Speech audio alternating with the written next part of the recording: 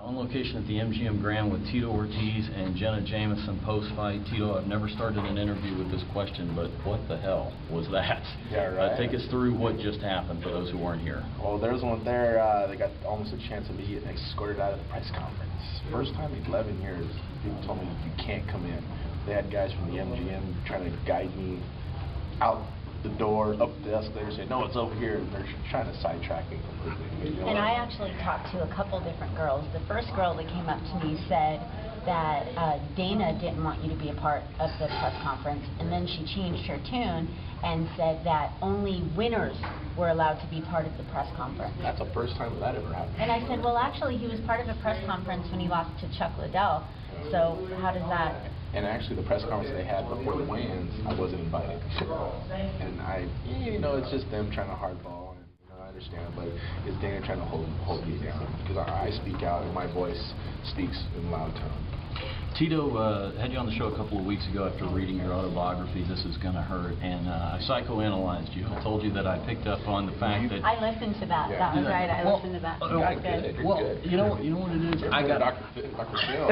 Let me tell you something. So when someone has abandonment issues, it takes one to know one. You can interview me sometime on that story. But, we talked about the idea that maybe going back to when Dana, was your manager and then he split to become president of the UFC, that's maybe where those issues might have kicked in and started. In peacetime, abandonment issues foster resentment and anger, but in wartime, in the heat of the moment like tonight, they can inspire rage. I mean, is it hard to keep your composure in a situation like that, especially given the fact that you fight for a living? It's really hard to keep my composure, man. There's a few times I just want to speak out and just say, I say what's on my mind always. And, Dana's fight, or I'm fighting for the things that Dana was fighting for when he was my manager, and for him to call me a moron and call me a stupid man, and it just shows that I'm a threat to him. I think it was funny that, the minute you started speaking out in the press conference, Dana felt the need to be a bully and try to get all the fighters behind him by saying, oh, well, they seem to be happy, Tito. I mean, what are they going to do? Come out and say that they don't want to be able to pay their rent? No, they're not going to do that. But Tito is able to speak out, so he's going to do that, and he is doing it with dignity. And you see one of the other interviewers were like, yeah, so... Vanderlei, you made $150,000, and Keith Jardine made $10,000. Keith Jardine's in the hospital right now. Yeah. For $10,000, and Dana's like, well, I can't talk about the extra money we pay him. Well, we gotta hope and imagine what his medical bills are going to be. And you gotta hope and gamble on what extra money Dana's going to give you. How about giving us a contract that really comes down to the pay-per-view? Filling up that arena with 16,000 people. They make $3.7 million on the gate today. That's not even what was really funny was when Dana was talking about the insurance for fighters.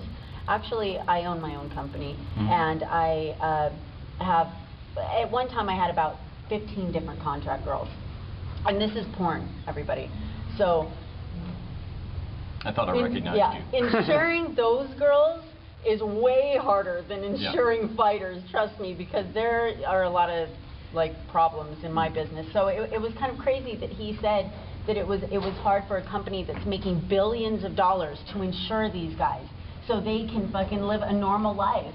To that end, Tito, when Dana hears, because obviously he had a little lead time on you and what was going on in the press conference. You came in first, you took your seat, they were trying to throw you out, you refused to move. We had like a Deep South civil rights sit-in. Now, okay.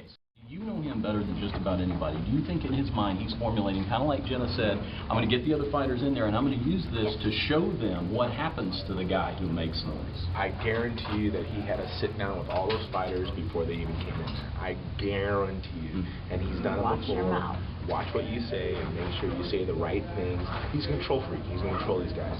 And you see every one of the guys, well, who do you want to fight next? Well, it's up to the owner. The owner's the one who's going to make the decision. He's going to make decisions. And make your own decisions, man. These guys got to understand that they don't go out of the box. You got to think out of the box to make these things happen. They're not doing it.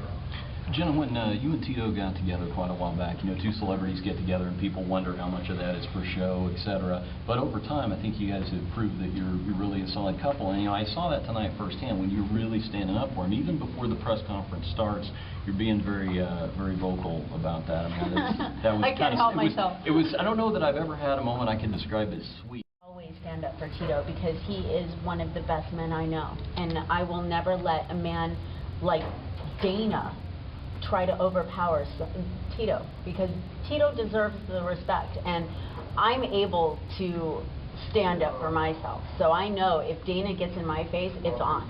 Yeah. I'm a smart woman, so I don't care if Dana calls me stupid. I will prove him wrong. I'm the same way, I believe so. I've always stand up for what I've always stand up and fought for what I believe in no matter what. And being up there, it was just a factor with our entrance of the press conference. They're like, Tito, you can't come in. I go, you better call security. Yeah, that was. And it's just a factor, man. I'm going to speak my mind. Thank God we live in a wonderful place, the United States of America. We have the freedom of speech to speak out. And it would have been a bigger deal if they would have tried to hold me down and not let me speak.